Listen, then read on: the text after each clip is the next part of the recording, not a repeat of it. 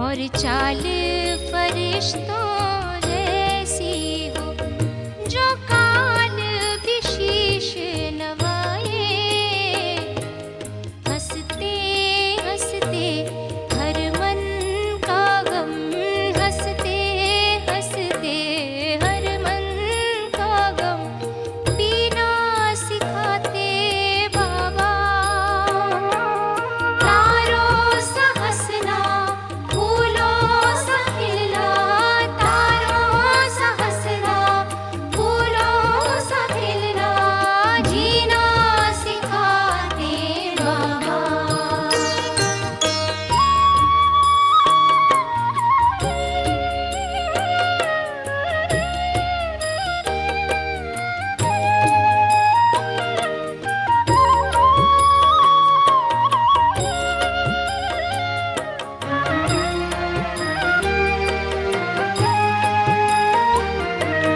मोती गुणों के चुन चुन के जीवन का मुक्ताहार भरे।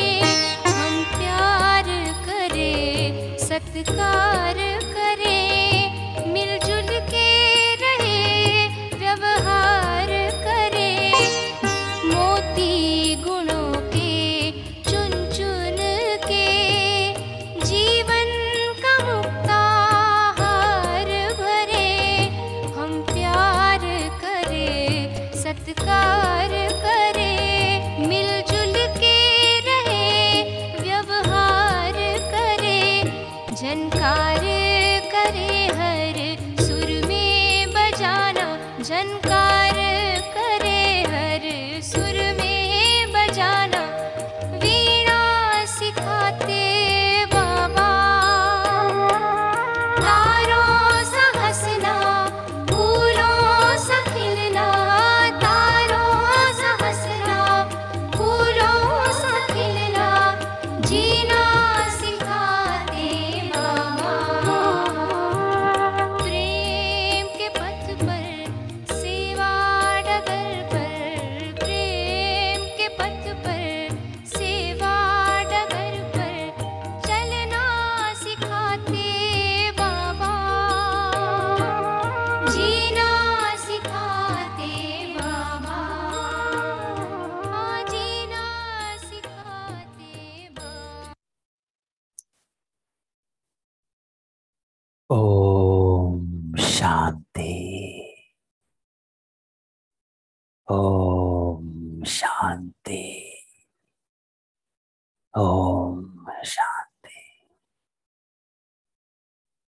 जीना सिखाते बाबा।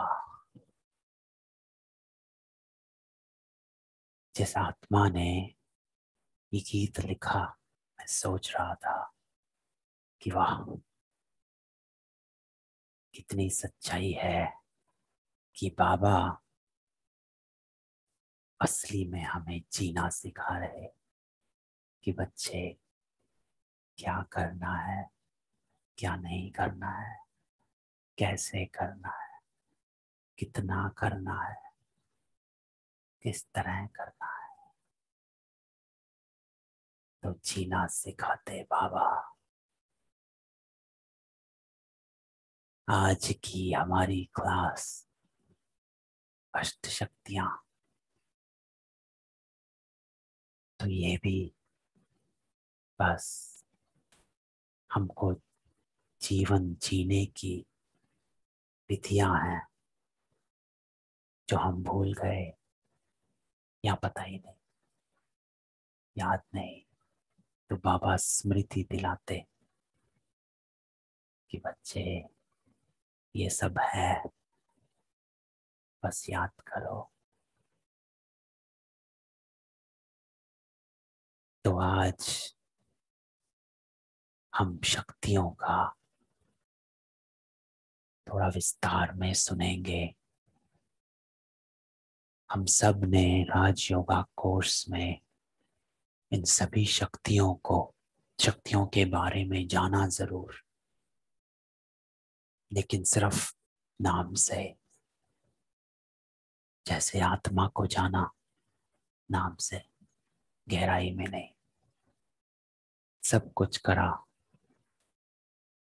पर ऊपरी तह से।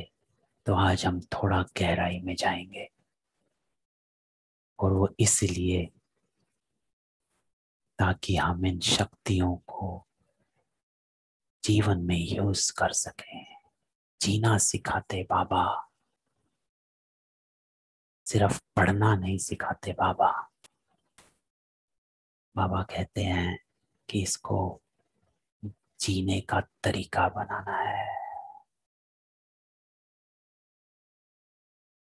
तो हम जब, और सभी हम जब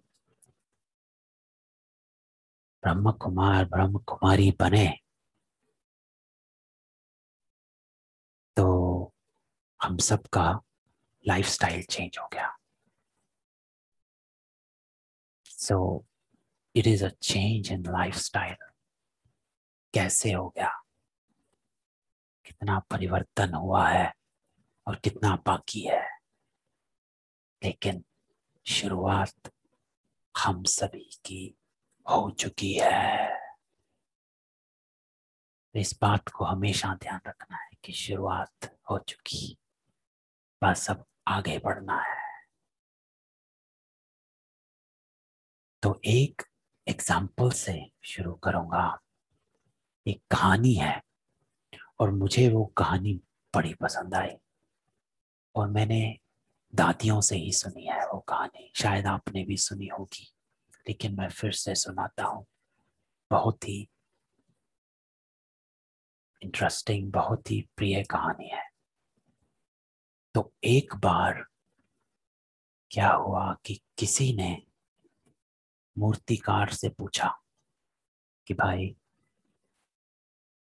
तुम इस पत्थर से मूर्ति कैसे बनाते हो? तो मूर्तिकार ने बड़ा ही सुंदर उत्तर दिया। ध्यान से सुनना। तो मूर्तिकार कहता है कि मैं पत्थर से मूर्ति नहीं बनाता। तो वो व्यक्ति कहता है तो क्या करते हो? तो मूर्तिकार कहता कि मूर्ति तो पत्थर में पहले से होती है, मैं तो बस जो एक्स्ट्रा पत्थर होता है उसमें, उसको हथौड़े से निकालता हूं।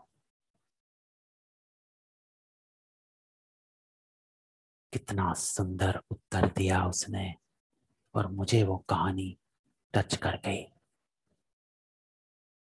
कि मैं एक्स्ट्रा पत्थर निकालता हूं, मूर्ति अपने आप बाहर आ जाती है। पर्सपेक्टिव, दृष्टिकोण देखो मूर्तिकार का। तो ठीक उसी तरह हम सब में देवता हैं, ब्राह्मण सो देवता हैं हम। बाबा जो हमारे विकारों रूपी एक्स्ट्रा पत्थर हैं, उनको निकालते हैं, और हमें वो मदद करनी है कि हम वो अपने में से एक्स्ट्रा पत्थर निकालें, ताकि वो मूर्ति बन के बाहर आ जाए। ये कहानी हमेशा मुझे ध्यान में रहती है कि मूर्ति हमारे अंदर है, बस पत्थर हटाना है विकारों का। तो ये कहानी मैंने क्यों सुनाई, क्योंकि मुझे लगा रेलेवेंस है आज की क्लास में शक्तियों के ऊपर। क्योंकि हम प्रयोग किसी चीज का तभी करते हैं जब हमें उसकी जरूरत महसूस होती है। नहीं तो हजारों चीजें पड़ी हैं घर में, और वो सालों साल वहीं की वहीं, वैसे की वैसी पड़ी रहती हैं, और हम यूज तभी करते हैं जब हमें उसकी जरूरत होती है। तो ये कहानी वो स्मृति है, रिमाइंड कराने की कि चाहे ना चाहे हमें जरूरत है इन शक्तियों की। इनको यूज करने की।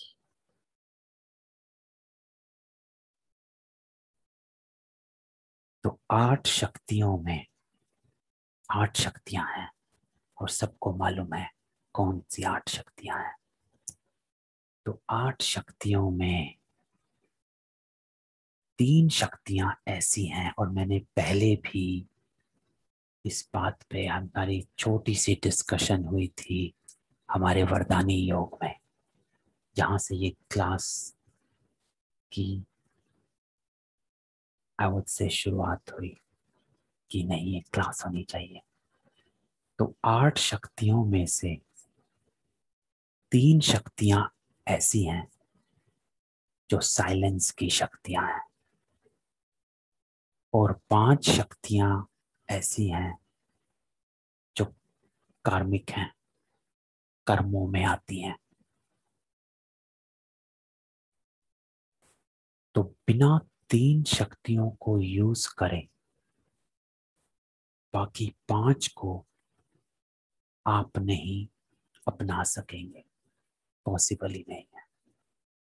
तो सबसे पहले 3 शक्तियों को यूज में लाना होता है, उसके बिना बाकी होता नहीं है। और अगर करेंगे भी तो वो विधि नहीं है, और विधि के बिना सिद्धि नहीं। जब तक युक्ति युक्त नहीं होते हम, तब तक ना योग युक्त हो पाते हैं, ना बंधन मुक्त हो पाते हैं। तो हर चीज की युक्ति बहुत जरूरी, और शक्तियों को यूज करने की भी युक्ति है। तो अगर हम इन 3 शक्तियों को पहले यूज नहीं करेंगे तो थोड़े टाइम के लिए तो हम किसी तरह से अपने को फोर्स करके करेंगे, और फिर वापस। फॉर एग्जाम्पल, जैसे कल हमारा वरदान था सहन शक्ति, तो थोड़ा टाइम हम सहन करेंगे, फिर वापस बोल पड़ेंगे। थोड़े टाइम के लिए हम चीज़ों को समाएंगे कि कोई बात नहीं, लेकिन फिर वैसे के वैसे। तो पहले 3 शक्तियों को कैसे अपने जीवन को एक तरह से अस्त्र बनाना है। तो ये अस्त्र हैं, बाबा कहते हैं हमारे लिए। तो अस्त्र को यूज कैसे करना है उसकी विधि जानना जरूरी, नहीं तो अस्त्र का कोई फायदा नहीं। तो हमको इसीलिए हमको शक्तियों का ज्ञान तो है कि हाँ, समाने की शक्ति, समेटने की शक्ति, सहन शक्ति, सहयोग शक्ति,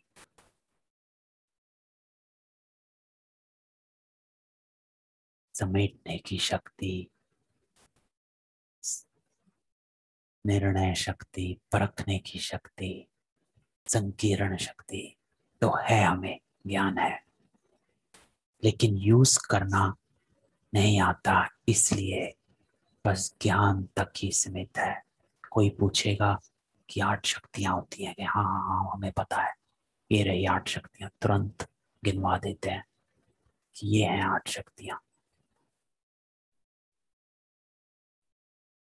तो जैसे बाबा कहते हैं कि पंडित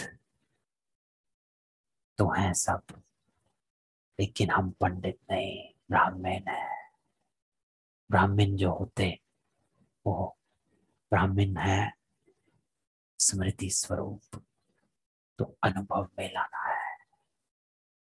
तो 3 शक्तियां जो सबसे पहले यूज करनी होती हैं, और उनमें भी सबसे पहले जो यूज करनी होती है शक्ति, वो होती है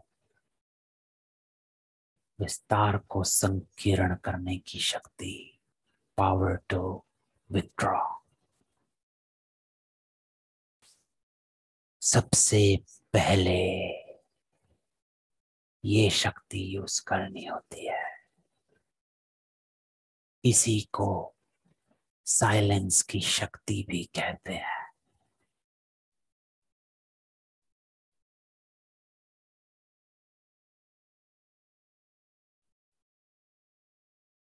तो पावर टू विथड्रॉ, संकीर्ण करने की शक्ति, साइलेंस में जाना।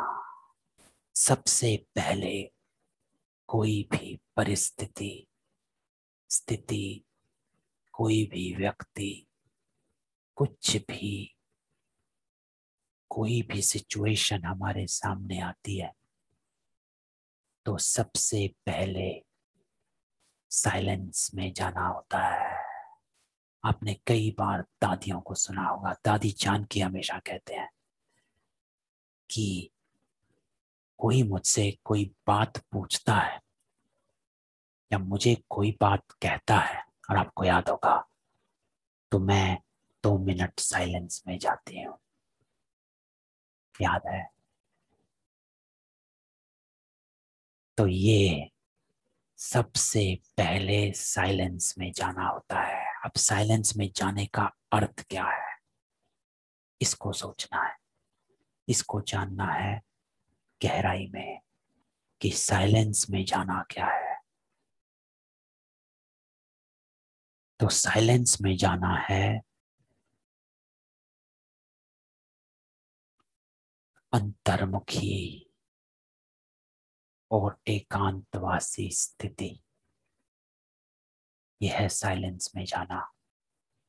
और उसका अर्थ क्या है?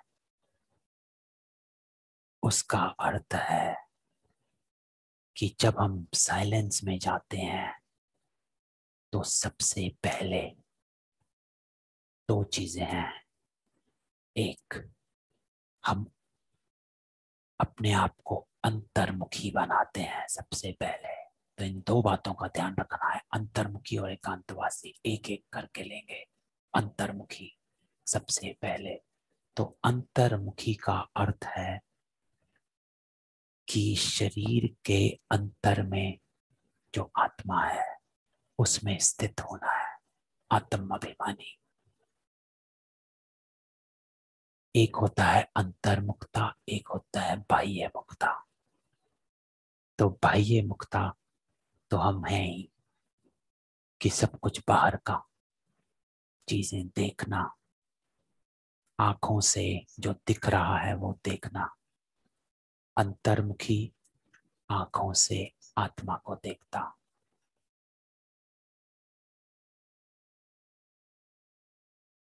बाह्यमुखी कानों से सुनता है जो कोई बोल रहा है। अंतर्मुखी कानों से वही सुनता है जो उसकी आत्मा को ग्रहण करना होता है।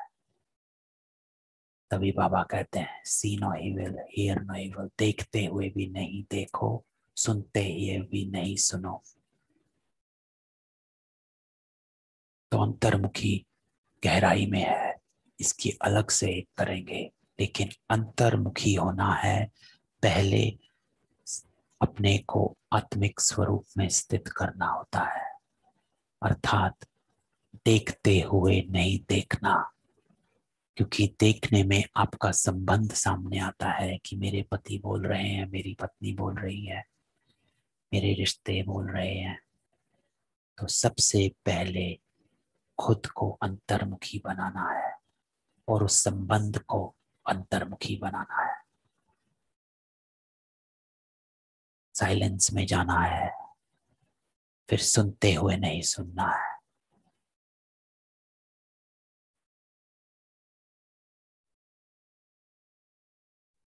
तो साइलेंस में जाना, विस्तार को संकीर्ण करना। तो ये विस्तार है, संबंधों का विस्तार। सबसे पहले किसने कहा उससे विड्रॉ करना है, किसने से। फिर होता है क्या कहा, उस विस्तार को समेटना है। उसको कैसे समेटेंगे? उसको समेटना है कि क्या कहा मैं, क्योंकि वो तो विकारों के वश, जैसे कल भी हमने डिस्कस किया था कि इस चीज को विकारों के वश वो आत्मा है, आत्मा को उसको वशीभूत रूप से अलग करना है। तो सुनते हुए नहीं सुनना है, अपने को अंतर्मुखी बनाना है। तो साइलेंस में जाना अर्थात अपने को अंतर्मुखी, सबसे पहले अंतर्मुखी बनाना, अपनी स्थिति में स्थित होना, साइलेंस में जाना। और दूसरा है एकांतवासी। एकांतवासी अर्थात शांति धाम, हम परम धाम के निवासी हैं। साइलेंस की दुनिया, उसको कहते हैं साइलेंस की दुनिया।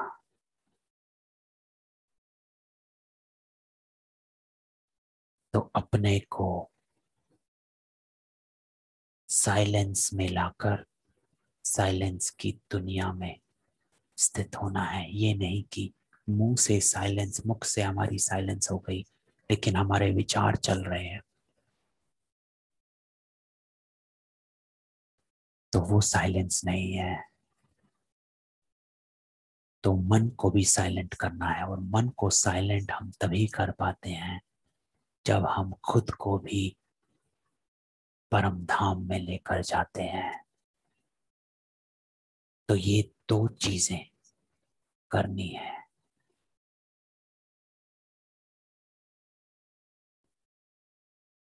तो बाहरी दुनिया की उथल पुथल से एक कदम पीछे और कुछ क्षणों के लिए अलग हो जाना है। और आपको, और ये मेरा अनुभव है एक्चुअली में, कि अगर सिचुएशन में मैं 1 मिनट भी इस चीज की प्रैक्टिस या अभ्यास करता हूँ, इस चीज को लेकर आता हूँ, तो सारा चेंज हो जाता है। 1 मिनट भी, बस कुछ सेकंड की भी जरूरत, बस इतना ही। अब मैंने जो इतना बताया कि अंतर्मुखी होना है, एकांतवासी होना है, साइलेंस में जाना है, that is what is power to withdraw, कि साइलेंस में जाना है।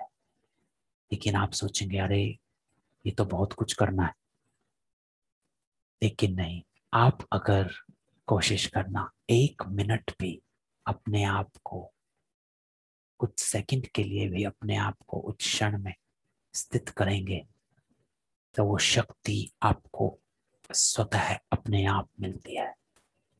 साइलेंस पावर जमा हो जाती है तुरंत। 1 सेकंड में इतनी साइलेंस पावर आ जाती है। तो अनासक्त होना है इस शरीर से, इसके पार्ट से, जो पार्ट निभा रहे हैं, रिस्पॉन्सिबिलिटी से अपने को अलग, कुछ क्षणों के लिए हर चीज से अपने को अलग करना है। और उससे क्या होता है, जैसे ही हम अपने को इस साइलेंस पावर में स्थित करते हैं, चीजों से, अपने पार्ट से, अपने संबंध से, अपने रिस्पॉन्सिबिलिटी से अपने को अलग करते हैं, फिर होता क्या है कि हम चीजों को व परिस्थिति को उनके सही रूप से देख सकते हैं।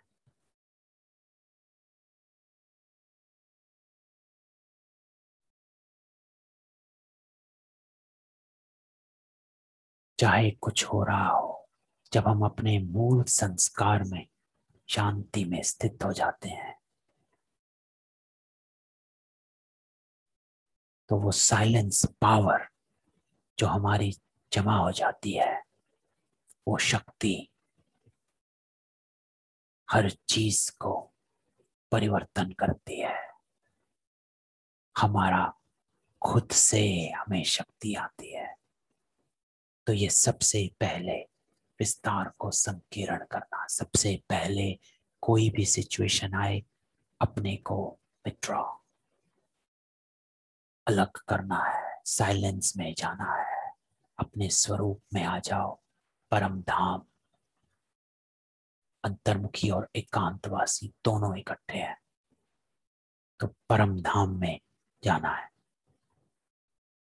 अपने को उस दुनिया में वो अनुभव हमको योग से है, इसीलिए योग बल कहते हैं कि वो योग का अनुभव सामने लाना है। तो ये साइलेंस की शक्ति, जो व्यर्थ के संकल्प चलते हैं, अगर हम 2 मिनट सोचो, हम ये नहीं करते हैं, अगर हम ये नहीं करते हैं तो हम परिस्थिति में उलझते हैं और व्यर्थ संकल्पों की हलचल में चले जाते हैं। इसने कहा, ये कहा, ऐसे कहा, मुझको कहा। तो साइलेंस में जाने से, उसकी शक्ति से व्यर्थ संकल्पों की हलचल समाप्त हो जाती है। क्योंकि जब आप अपने को इसमें स्थित करते हैं तो अपने आप कुछ भी चल रहा होता है या कोई कुछ कह रहा होता है, उसका प्रभाव बहुत ही कम हो जाता है, ना के बराबर। और ये मैंने अनुभव किया हुआ है।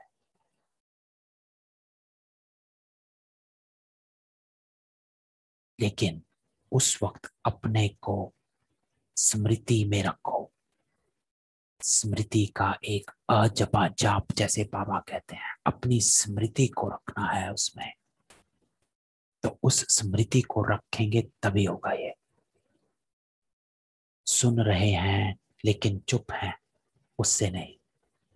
सुन रहे हैं, चुप हैं, अंतर्मुखी हैं, अपने को कनेक्ट कर रहे हैं, अपने को स्मृति दिला रहे हैं कि मैं कौन हूं, कौन हूं, कौन हूं।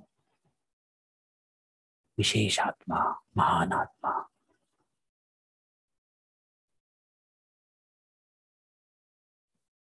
तो ये गहराई की शक्ति, साइलेंस की शक्ति, सफलता की शक्ति है, बाबा कहते हैं। तो इसको यूज करना है। इसको अनासक्ति भी कहते हैं, आसक्ति को अनासक्ति में बदली करना। तो अर्थात आसक्ति होती है कि किसी चीज में तुम फंसे हुए हो, मोह में, तो उसको अनासक्त होना है। और उससे विड्रॉ हम तभी कर पाएंगे, अनासक्त तभी कर पाएंगे, जब हम अपनी स्मृति को पहले लाएंगे और स्मृति स्वरूप बनेंगे। तो सबसे पहले पावर टू विड्रॉ, अपने को साइलेंस। कोई भी सिचुएशन, बात, कुछ भी दुनिया में चाहे कुछ हो जाए, सबसे पहले साइलेंस की शक्ति, अपने को रिमाइंड कराना है कि मैं कौन हूं। और उसी से हम परिस्थिति को, व्यक्ति को उसके सही रूप से देख सकेंगे। पूरी पिक्चर देखने में आती है। अब जैसे हम मूवी में बैठे और हम बीच में बैठे और एक सीन देख रहे हैं और कोई किसी को कुछ कह रहा है या कोई ने किसी को मार दिया, तो हमारे साथ जो बैठता है, हम उससे पूछते हैं कि भाई ये इसने इसको क्यों मारा, या ये इसे ये क्यों कह रहा है। तो साथ वाला कहता है, भाई तुमने पहली पूरी पिक्चर तो देखी नहीं, तो तुम्हें कैसे पता चलेगा ये जो कर रहा है बिल्कुल ठीक कर रहा है। तो देखिए, जो देख रहा है पूरी पिक्चर, उसको लगता है इसका मारना ठीक है, और जो अभी अभी आया उसको लगता है इसका मारना गलत है। दृष्टिकोण। क्यों? क्योंकि जो पूरी पिक्चर देख रहा है उसको पता है कि पहले क्या हुआ था।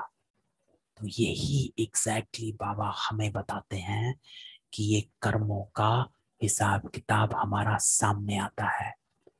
तो जब साइलेंस में जाते हैं हम, जब विथड्रॉ करते हैं, तो हम अपने को इस चीज की स्मृति दिलाते हैं कि ये कर्मों का हिसाब किताब सामने आ रहा है, और उसी से हम ये जो दृष्टिकोण है हम इसको वाइड करते हैं, बड़ा करते हैं कि ये मैंने कुछ किया वो सामने आया है, इस रूप में सामने आ रहा है, रूप कैसा भी आएगा सामने आ रहा है। तो हमारा वो जो लड़ने का या फिर टिट फॉर टैट या जवाब देने का वो होता है वो हल्का हो जाता है। तो इसीलिए पूरी पिक्चर को बाबा हमें बताते हैं कि ये हुआ था इसीलिए ऐसा हो रहा है, तो उसको ध्यान में रखना है। इसको कहते हैं पावर टू विथड्रॉ, कि हम साइलेंस में जाते हैं, अपने स्वरूप को मर्ज करते हैं, अपने परम धाम एकांतवासी में जाते हैं और अपनी नॉलेज को सामने रखते हैं कि ये जो हो रहा है ये मेरा ही किया हुआ सामने आ रहा है। तो उस चीज को हमेशा सामने लाते हैं। तो हमेशा ध्यान रखना इस चीज का। तो ये है कैसे हम अपने को विड्रॉ कर सकते हैं। पावर टू विड्रॉ, संकीर्ण विस्तार को हम कैसे संकीर्ण कर लेते हैं कछुए की तरह। तो सबसे पहले साइलेंस, और दूसरी शक्ति जो सिर्फ और सिर्फ इसको यूज करने के बाद आती है वो है परखने की शक्ति। Power to discriminate. हम परख ही नहीं सकते, इम्पॉसिबल, जब तक हम विस्तार को संकीर्ण नहीं कर लेते, साइलेंस में नहीं जाते, जब तक हम चीजों को सही रूप से नहीं देख सकेंगे। तो देखो कैसे जुड़ा हुआ है कि परखने की शक्ति, हम अगर यूं ही परखने बैठ जाएं तो हमेशा या तो हम परख नहीं सकेंगे या हम परखेंगे तो भी गलत। तो होली हंस की विशेषता बाबा बताते हैं परखने में कि पहचान, परखना है पहचानना, क्या सही है उसको जो गलत है उससे अलग करने की शक्ति है, क्षमता है।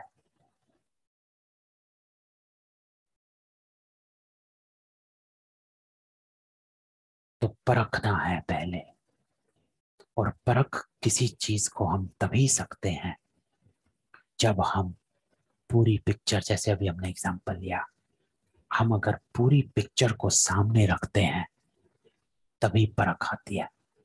एक सीन को देखते हैं उससे परख कर ही नहीं सकते, गलत होगा, फैसला गलत। तो परख गलत तो निर्णय गलत। तो देखो ये तीनों कैसे जुड़े हुए हैं। संकीर्ण करना विस्तार को, सही रूप में चीजों को देखना, दूसरा उसको परखना, क्या सही क्या गलत, सही को गलत से अलग करना। और जब हम परखेंगे उसके बाद ही निर्णय हो पाएगा, नहीं तो हमारा परखना अगर गलत है तो निर्णय भी गलत। तो ये तीनों कैसे जुड़े हुए हैं। तो परखने की शक्ति को देखते हैं। तो बाबा हमेशा हंस का एग्जाम्पल देते हैं कि जो मोती और कंकड़ दोनों को परखता है पहले, और उसके बाद वो मोती ग्रहण करता है, कंकड़ पत्थर छोड़ देता है। तो इसी तरह परखना। तो परखना ये है कि सबसे पहले, जैसे हमने कहा, स्वयं को परखना है कि मैं कौन हूं। जब हम अपने को परखते हैं और फिर उस परख से हम दूसरे को देखते हैं।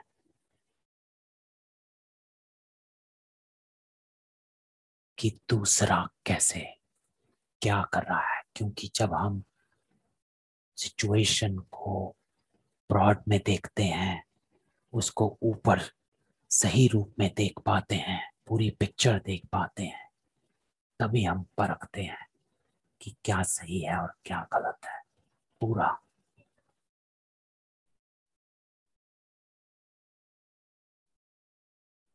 तो परखना अर्थात पूरा सामने लाना, पूरी पिक्चर को सामने लाना,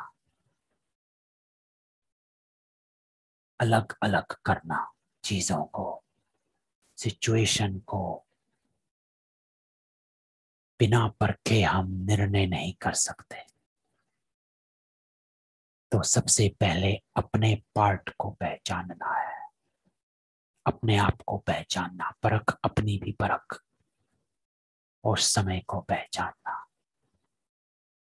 कि कौन सा समय चल रहा है, संगम योग, और मैं वही कल्प वाली आत्मा हूं। तो ये परखना है सबसे पहले।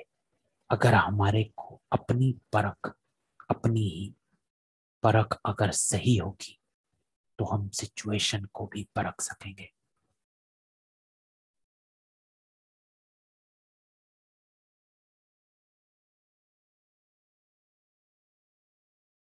तो इसीलिए पवित्रता, बाबा हमेशा कहते हैं कि पवित्रता रूपी मोती और अपवित्रता रूपी कंकर, दोनों को अलग समझना है। तो कोई भी काम को, व्यक्ति को, आत्मा को परखने की शक्ति उसको लेकर आना है। तो परखना अपने को कि मैं कौन हूं, और सामने वाला कि अगर संबंध में आने वाली आत्मा कमजोर है, आत्मा में हिम्मत नहीं है, तो उसकी परख आपको होनी चाहिए कि इस आत्मा में अभी हिम्मत नहीं है।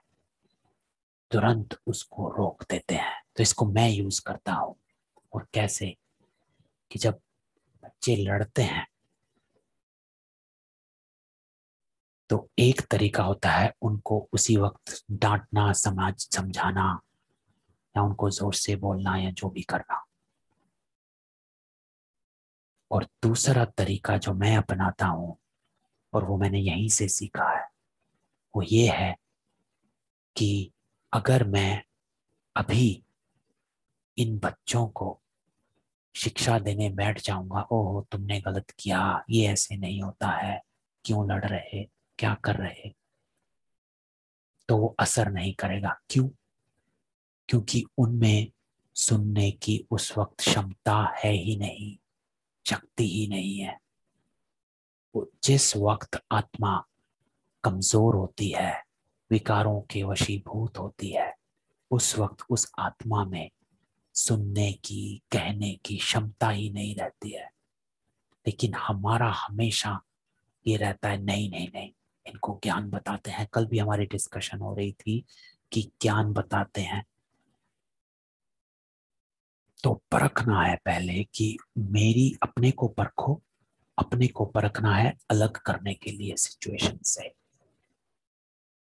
और मैं कौन हूं, अपनी परख। और दूसरा उस आत्मा की परख कि उस आत्मा में हिम्मत है नहीं है, उसको शिक्षा देनी चाहिए कि नहीं देनी चाहिए। तो अगर उसमें क्षमता ही नहीं है लेने की, तो शिक्षा देने का फायदा ही नहीं।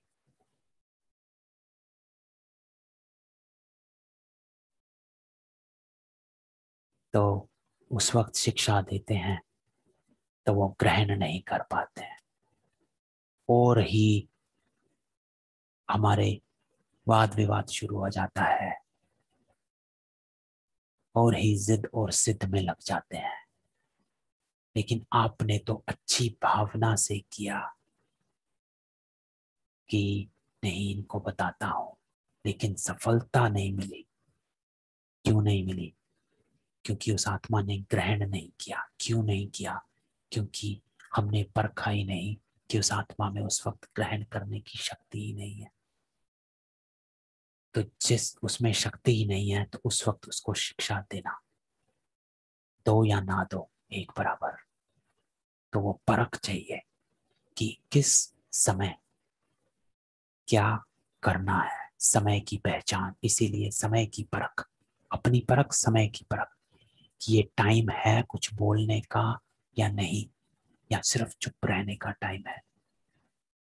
तो ये परखना जरूरी होता है। कई बार हम परखते नहीं हैं और सिचुएशन में अपने आप को डाल देते हैं, गलत समय पर गलत बात बोलते हैं, या फिर गलत समय पर हम ज्ञान शुरू कर देते हैं, लेकिन आत्मा को उस वक्त वो नहीं चाहिए। तो इसकी परख होनी चाहिए कि उस आत्मा को उस वक्त किस चीज की जरूरत है। अगर वो वशीभूत है तो उसको स्नेह की जरूरत है, स्नेह का पानी जैसे बाबा कहते हैं। अब कोई आदमी को जैसे भूखा है, कोई आदमी को पानी चाहिए और हम उसके सामने 36 प्रकार के भोजन रखते हैं, तो वो क्या कहेगा कि भाई मुझे भूख नहीं लगी, मुझे नहीं खाना है, मुझे बस एक गिलास पानी चाहिए बस। हम उसको खाना दिए जा रहे हैं और वो पानी चाहता है, और उसको वो खाना एक रित्ती भर नहीं भाएगा, चाहे कितना ही अच्छा खाना हो। क्यों नहीं भाएगा? क्योंकि हमने परखा नहीं उस आत्मा को। तो परखना, तीन चीजों की परख। एक, अपनी परख, मैं कौन। और बाबा ने हमें रोज हमारा स्वमान देते हैं, मैं कौन हूं। दूसरा, दूसरी आत्मा की परख कि इस वक्त उस आत्मा को क्या चाहिए। रो रही है, चिल्ला रही है, दुखी है, परेशान है, विकारी है, क्रोध, लोभ, अभिमान, अपमान, किसी भी विकारों के वशीभूत है, तो हर आत्मा को स्नेह का पानी चाहिए होता है। स्नेह का पानी। बाद में आप उसको शिक्षा की डोज दे सकते हैं, बाद में, उस वक्त नहीं, काम नहीं करेगा। आप भी दिल शिकस्त होंगे, वो भी होंगे, आपका ज्ञान काम नहीं करेगा, और वो बाद में भी आपका ज्ञान नहीं सुनेगा। वो कहेगा आपने पहले कहा था, मुझे नहीं सुनना है। लेकिन अगर आप उस वक्त स्नेह करेंगे और बाद में बेशक घंटे, 2 घंटे, दिन, 2 दिन के बाद ज्ञान देंगे उसे, वो ग्रहण कर लेगा। तो देखो कैसे हमने सिचुएशन को अवॉइड किया। तो समय की पहचान, इसको देखना है। तो तीन चीजों की परख हमेशा। बाबा के भी एग्जाम्पल सुने होंगे कि बाबा कहते थे कोई आत्मा सामने आती है, कोई प्रश्न पूछती है, बाबा को कहती है बाबा कि ये हुआ, वो हुआ, ऐसा हुआ, वो हुआ। मम्मा के भी बहुत एग्जाम्पल हैं कि मम्मा उसने ये किया, मम्मा इसने ये किया, और मम्मा फिर उसको पहले कहती है अच्छा ये किया, ओहो गलत किया, बहुत गलत किया, हाँ ठीक, बहुत गलत किया उसने। पहले उसको स्नेह से उसको सेट करती है मम्मा, और फिर जब मम्मा को लगता है कि ये स्नेह से सेट हो गई है, फिर मम्मा पूछती है अच्छा फिर तुमने क्या किया। बस वहीं से ज्ञान शुरू। लेकिन मम्मा एकदम ने नहीं कहती अच्छा उसको छोड़ो, तुम बताओ तुमने क्या किया ना। पहले मम्मा उसको स्नेह का पानी देती है। तो हमेशा परखना, अर्थात समय को पहचानना, अपने को पहचानना, उस आत्मा को पहचानना कि उस आत्मा में उस वक्त वायुमंडल में परखने की उस आत्मा को उस चीज की ग्रहण करने की शक्ति है या नहीं है।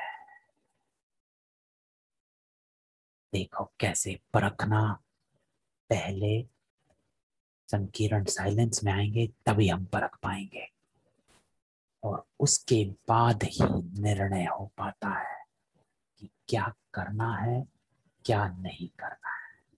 निर्णय करना तो पहले भी बताया था कि निर्णय जो होता है, तराजू,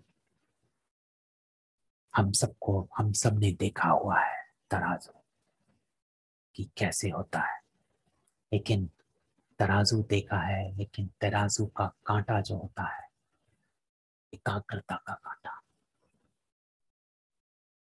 तो निर्णय करना अर्थात सबसे पहले अपने को एकाग्र करना है।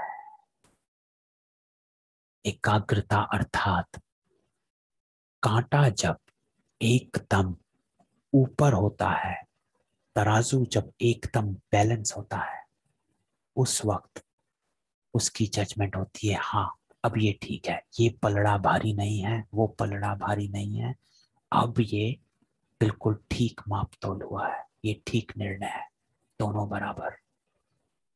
और वो दोनों बराबर का जो रिजल्ट है वो होता है, जो कांटा है वो ऊपर। तो हमेशा कांटे को याद रखना, एकाग्रता का।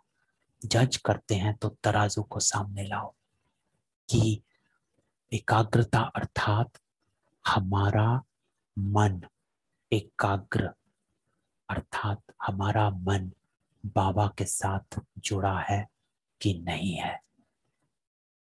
तो मन की एकाग्रता अर्थात बाबा के साथ अपने मन को जोड़ना, उसके बिना निर्णय नहीं हो सकता, करेंगे तो गलत।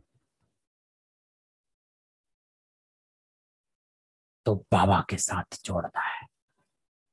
और देखो हमने पहले कहा था परखना, पहले परखना अर्थात दोनों पलड़ों को, दोनों पलड़ों में सामान डालना। हाँ ये एक है सही वाला साइड, एक है गलत वाला साइड, तो दोनों दोनों ही आपके सामने हैं, दोनों ही रास्ते। उस वक्त दोनों रास्ते सामने होते हैं, बोलूं या ना बोलूं, कहूं या ना कहूं, जवाब दूं या ना दूं, लड़ाई करूं या नहीं करूं, दोनों सामने होते हैं, चुप रहूं या बोलूं। ये है परखना, ये सिर्फ परखना है, दोनों सामने। लेकिन आपने करना क्या है, उसका निर्णय उसके बाद आता है। और निर्णय एकाग्रता से, देखो कितना इंपॉर्टेंट है। आप जब इस सिचुएशन में बोलना नहीं बोलना, उसके बारे में अपने मन में विचार चल रहा है, आप डिसीजन लेना चाह रहे हैं, लेकिन डिसीजन तभी हो पाता है जब हम एकाग्रता, आपका एकाग्रता का कांटा बाबा से जुड़ना है पहले। जब तक वो एकदम सीधा नहीं हो जाता है, निर्णय नहीं हो पाता है।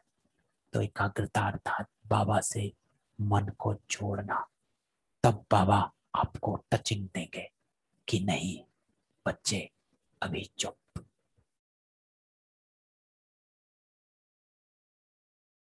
नहीं बच्चे अभी बोल सकते हो। आपको टचिंग आती है लेकिन एकाग्रता से। तो इसीलिए परखा, लेकिन करना क्या है, उसकी उसका निर्णय लेना, वो है एकाग्रता से।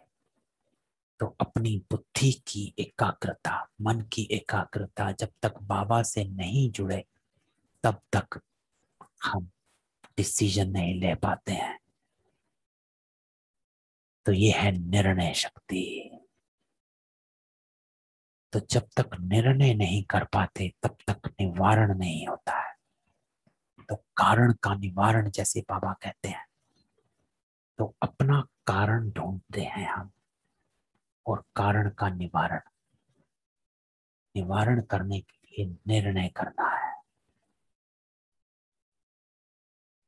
तो निर्णय नहीं कर पाते हैं तो हमारे विकल्प चलते हैं, व्यर्थ संकल्प चलते हैं।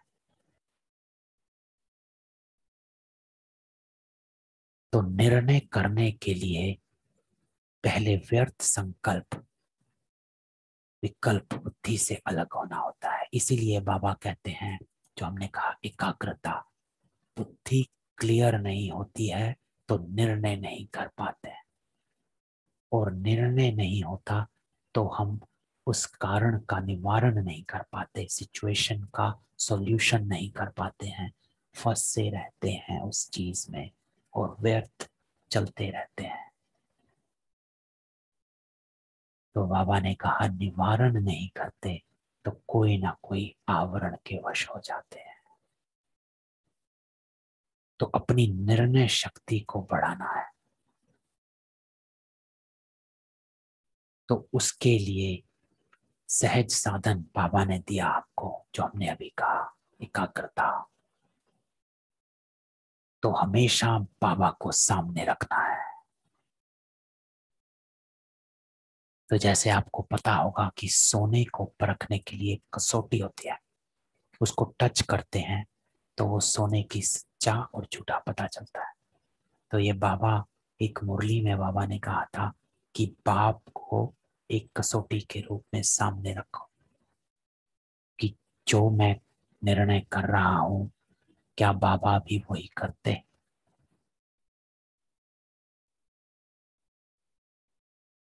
तो हमेशा उस कसौटी को सामने रखना है बाबा को, तो मन एकाग्र तुरंत हो जाएगा। जैसे होता है कि मुझे मन को एकाग्र करना नहीं आ रहा कि मैं बाबा से जुड़ूं कैसे, मेरा योग इतना पक्का नहीं चल रहा कि मैं बाबा से एकदम कैसे जुड़ूं। तो बाबा से एकदम नहीं जुड़ पाते हैं तो ब्रह्मा बाबा को सामने रख और ये देखो कि इस वक्त ब्रह्मा बाबा क्या करते। तो एक कहानी है 1936 की है या 37 की है। ब्रह्मा बाबा अपने कमरे में योग कर रहे थे। उनका बड़ा भाई आता है कमरे में और उनके सामने बैठता है और उनको दे दनादन बोलते हैं कि क्या कर रहे हो, ये क्या कर रहे हो, सारी दुनिया आपके पीछे है, ये क्या नई धुन लगाई है, ये वो पता नहीं क्या क्या। आधा घंटा उनके भाई ब्रह्मा बाबा को बोलते रहे बोलते रहे बोलते रहे, और खिड़की से सब दादियां देख रही थी। और ये कहानी दादियों ने सुनाई हुई है। तो खिड़कियों से दादियां देख रही हैं, ब्रह्मा बाबा बैठे अपनी तपस्या में, उनके भाई उनके एकदम सामने बैठे उनको बोले जा रहे हैं कि तू क्या कर रहा है।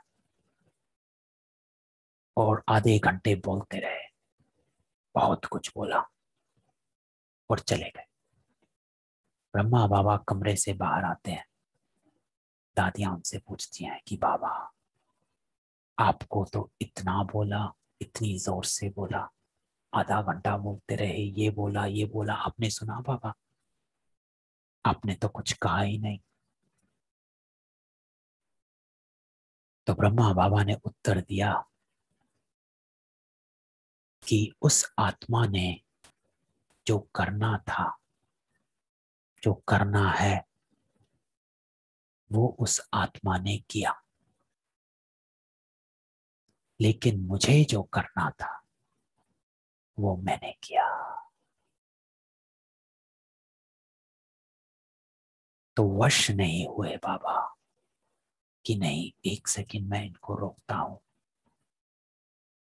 रोका नहीं कि मुझे योग करने दो बाद में आना, नहीं कुछ नहीं, कि चलो आपने जो करना है आप करो, मुझे जो करना है वो मैं करूंगा। तो एक शब्द बाबा ने नहीं बोला और बाबा जुड़े रहे। तो बाबा ने परखा, बाबा ने निर्णय लिया, बाबा साइलेंस में थे। तो ये तीन शक्तियां एक साथ काम करती हैं, एक एक करके नहीं। तो इन तीन शक्तियों के बल से बाकी पांचों शक्तियां चलती हैं। कल भी एक आत्मा ने कहा था कि एक गुण अलग नहीं कर सकते, सिर्फ सहन शक्ति, सिर्फ सहन शक्ति नहीं है, उसके साथ पहले और भी चीजें आती हैं तो बिल्कुल सही। देखो आज कैसे कि सहन शक्ति के लिए भी, सहन करने के लिए भी जो शक्ति चाहिए, उसके लिए ये तीनों पहले जरूरी है। साइलेंस, परखना, निर्णय करना कि मुझे क्या करना है। और जब निर्णय करते हो तभी सहन कर पाते हैं।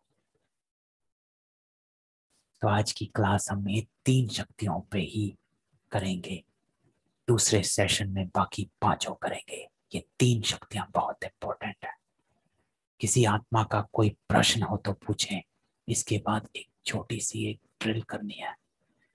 इन शक्तियों पे, तीनों शक्तियों पे कोई प्रश्न हो, किसी में कोई क्लैरिटी हो। ओम शांति।